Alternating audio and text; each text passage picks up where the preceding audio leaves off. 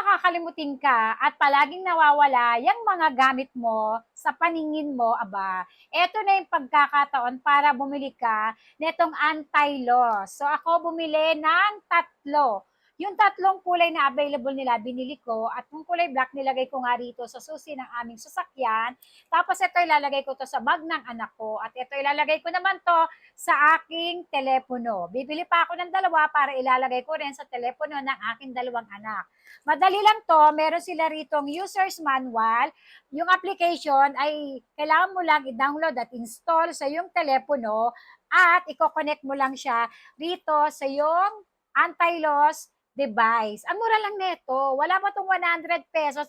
Malaki na ang maitutulong sa atin. Kaya kung may mga gamit ka na mahalaga at ayaw mong mawala sa paningin mo, aba, eto na. Bumili ka nitong Smart Anti-Loss at iglagay mo na sa mga gamit na gusto mo ay hindi mawawala sa tabi mo kasi pipindutin mo lang yung phone mo, makikita mo na.